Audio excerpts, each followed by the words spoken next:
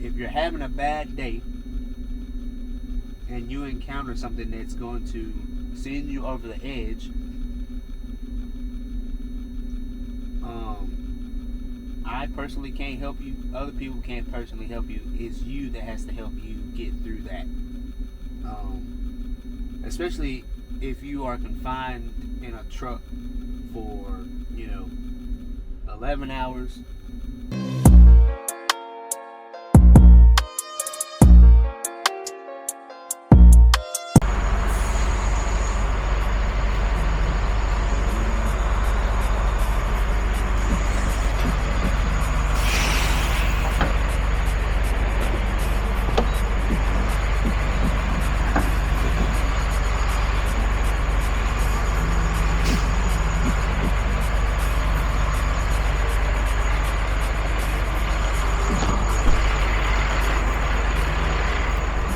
I want to talk to you about kindness.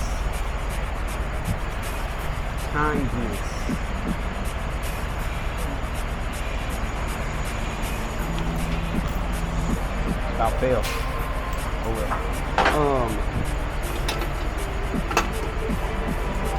Kindness is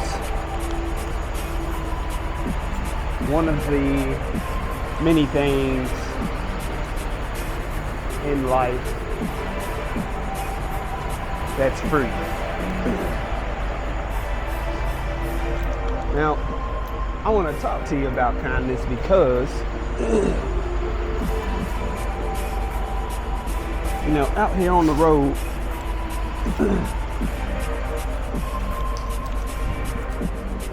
this career ain't made for the weak, and you gotta have some really thick skin because of all the things that you hear and they're said to you, and stuff like that,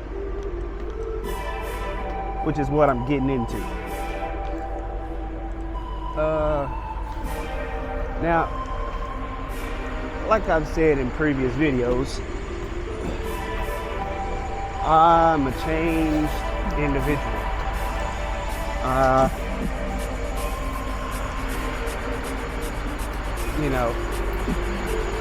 And I'm still that way for the most part, but when it comes to, things being said to me, I don't really take it to heart that much because I'll, for the most part, stick to myself. But when I have run into situations where my character was questioned, say, somebody was messing with somebody that I cared about, I stood up for them, things like that. So I ain't soft by no means. But when it comes to saying stuff, if you're not gonna say it to my face, it don't matter to me. Because in this day and age, you got a bunch of people that they act tough behind the camera, they act tough behind a computer screen, or in the trucking industry, they act real tough behind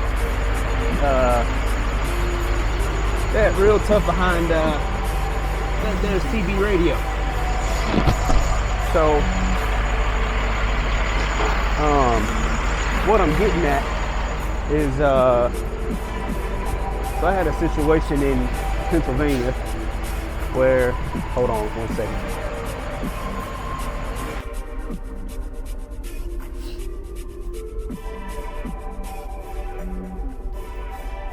Sorry about earlier today. Duty called, so I had to get fueled and get on down the road. But just got stopped for the day.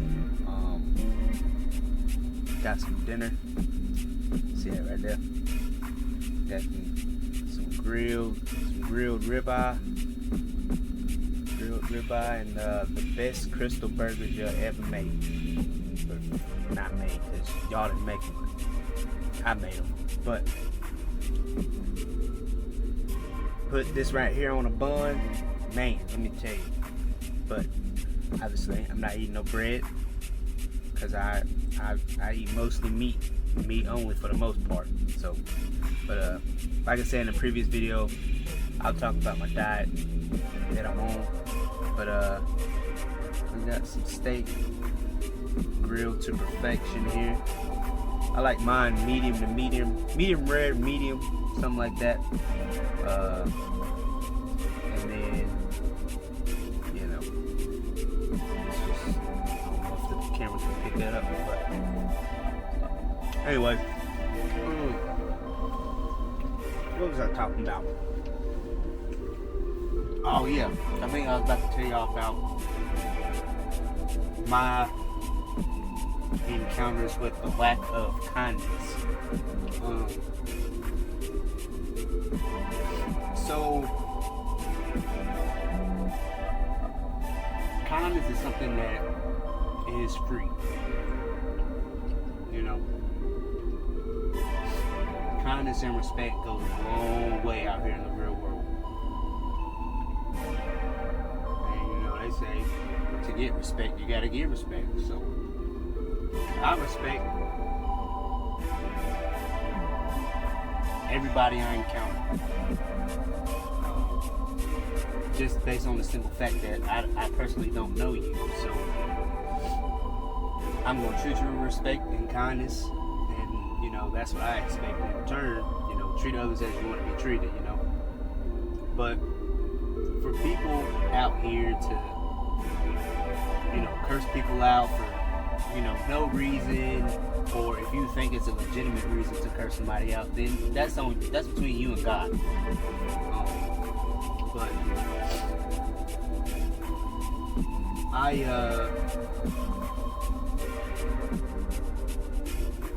had an encounter, not really an encounter because we was driving down the road, but as you know, I haul metal coils, and this stuff is heavy.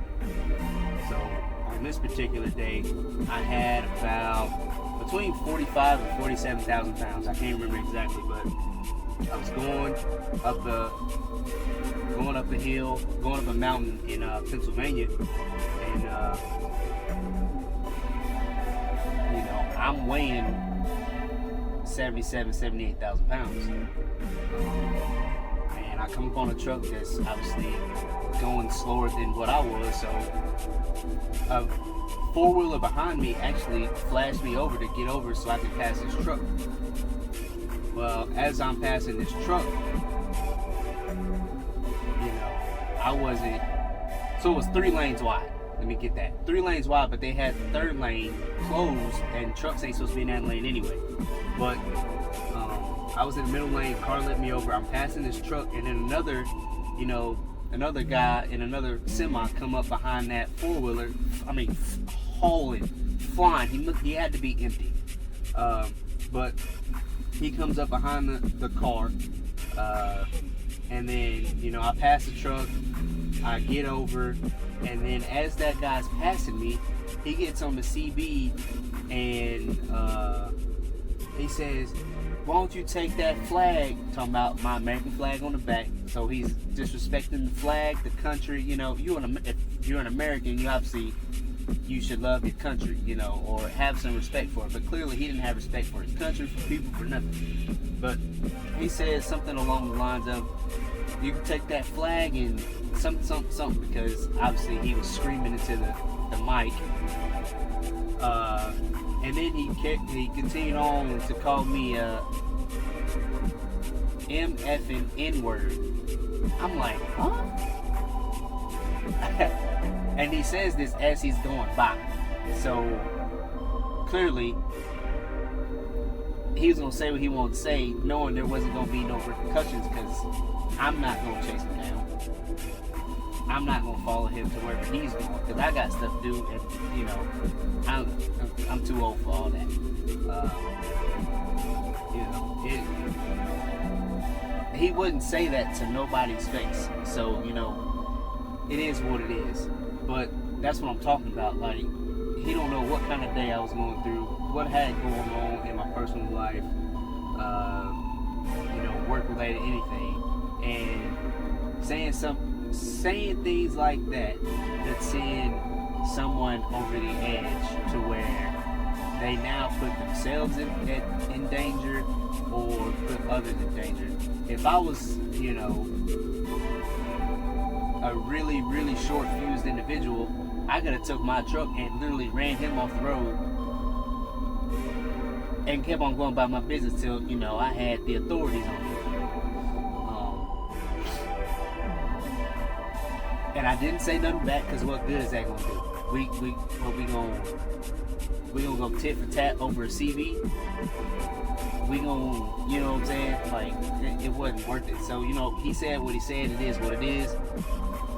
And, you know, in my 34 years and growing up in the South, Tennessee and Kentucky for the most part, you know, those are some real country states. And, you know, if you know about Tennessee and Kentucky, you know. That was the most, I ain't even trying to like say race, but like, you know, derogatory racist thing that's ever been said to me in my 34 years. So it was crazy, but you know, that was that, you know, and there's no telling what he had going on that day. He could have, you know, been irritated with a shipper, receiver, or his dispatcher or something. His personal life, and he took it out on the first individual that messed up what he had going on. So I was that target, and you know, it is what it is. And the crazy thing is, once we got to the top of the hill, I never lost sight of him until I got off at my exit. I was on 80, so I got off at, you know, I think 260 to get on 81 north. So he didn't gain anything. That just tells you that he was just being ridiculous at that time. Like, dude, you got to the top of the hill, made it down the hill. Once I got to the top, I never lost sight of you. So what hurry were you in to say those things? But, you know, whatever. Another incident, once again, I'm climbing a hill in Kentucky, and I just had a shotgun coil. It was probably 28,000 pounds. So I'm passing another flatbed. He's in the far right lane, which is going to end when you get to the top of the hill. I'm in the lane next to him, and then there's two more lanes to my left. So I'm passing him, and we get to the top of the hill. By the time like all the other traffic catches up, I can't move over to the left so he can get in my lane. So, because once I passed him, I didn't get back over in his lane because I knew it was going to end. But we got to the hill, and I had passed him, and then I guess his truck got some extra juice in it or something. But he ended up like in between, like his nose of his truck ended up between my back axles. So we get to the top of the hill, and all I hear on the CB is, "Move over, mother effer, move over." And I'm like, look at the top of me. So I actually said something back this time. I said, "Hey man, watch your mouth. I can't move over." Because, you know, it ain't no sense in saying all that if there's nothing I can do about it. You know, just take your losses, slow down, and just get behind me. Like, you know, you ain't gaining or losing anything, and you ain't putting nobody at risk of being stupid. You know, but and then he said it again and again and again. And, you know, I just laughed at him. And, you know, I said what I said. And he didn't say nothing else. And once we got to the top of the hill, you know, adios. I took off. Never seen him again. So once again, another individual being unruly, unkind, for no reason. Now, if it takes you no reason to be, you know, ugly to people, then I can only imagine what you do when you have the actual reason. If you actually do anything. Right? That's the thing. All these people, this generation, he was a younger dude too. So, and I'm 34, so that's not old, but I'm not young either. So,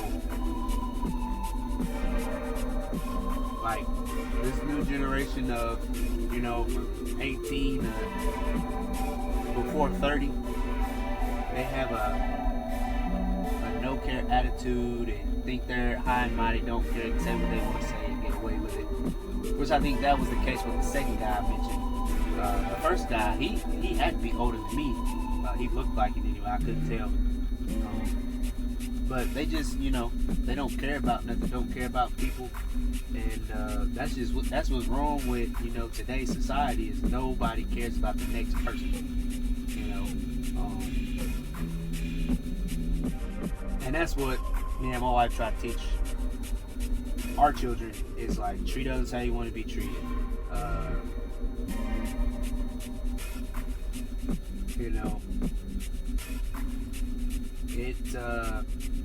Like all those things really go. They go a long way. I feel like I repeat myself, but it goes a long way to just be nice to people because you'll get that in return from somebody unexpectedly.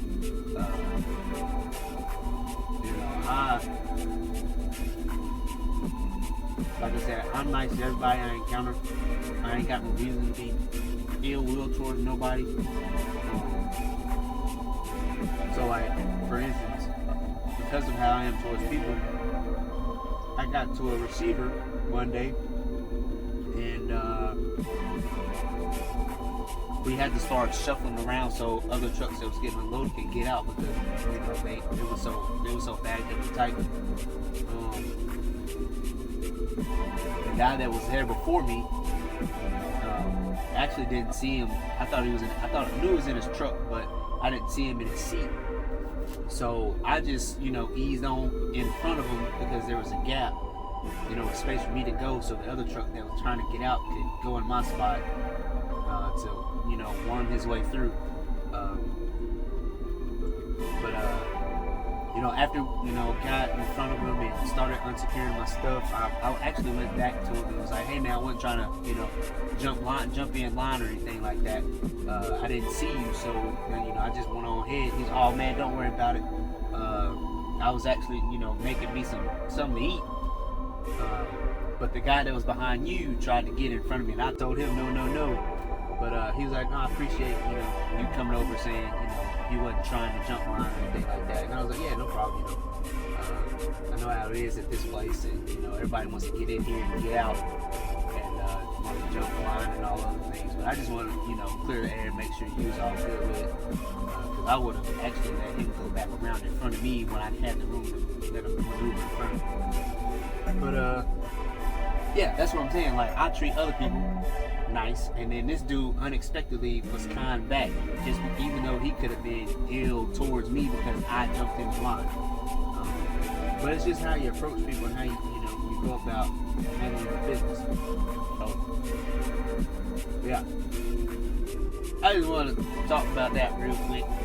Kindness is free.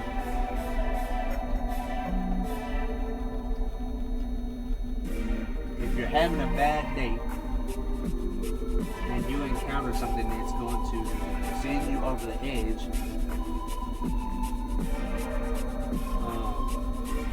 I personally can't help you. Other people can't personally help you. It's you that has to help you get through that. Especially if you are confined in a truck for 11 hours. Especially if you're driving. If you're just driving 11 hours. Even longer if you gotta sit and wait at a circular receiver. But a minimum of 11 hours in a truck, and nothing's going your way that day, and you encounter something that's just gonna send you over the edge. I mean, if you ain't got nobody to talk to about it,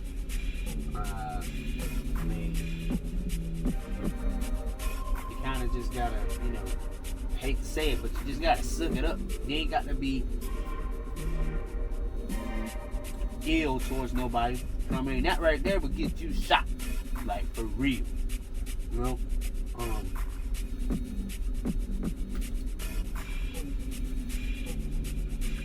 of all I want to say about it. Like, those are just a few encounters. I really ain't had that many, but those two right there was the ones that, back in my heyday, in my my mid 20s, early 20s, mid 20s. I'd have been on that CB going ham.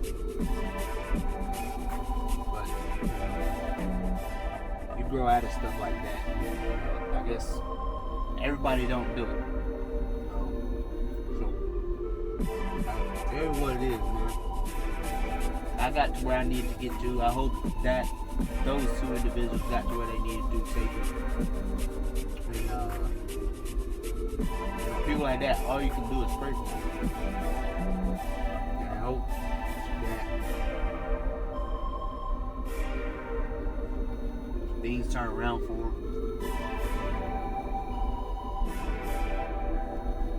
We just need people to, I mean, I ain't saying you gotta walk up to everybody and say I love you and all that stuff, but people just need to show love to each other.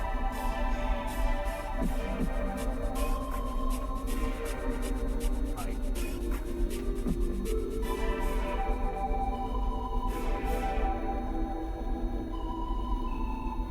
that's what I'm wrong. But I'm trying to eat my food and talk at the same time. Usually I don't talk while I'm eating. I like to get my food down here and go about the business when I want to. So I actually kind of distracted me, but that's okay.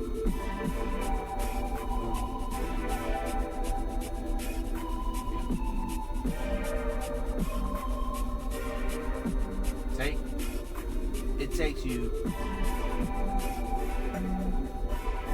the amount of time it takes you to be rude and nasty to somebody. It takes the same amount of time and effort to be nice.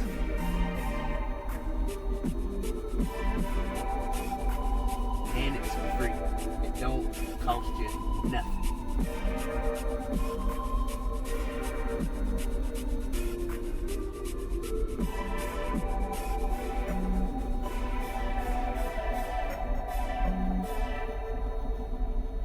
That's all I'm gonna say over that.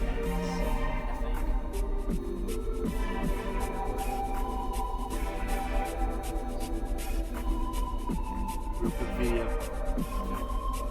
Make sure you like, comment, and subscribe.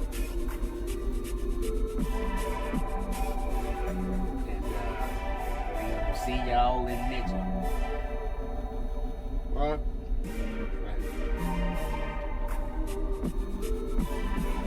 This steak is so good.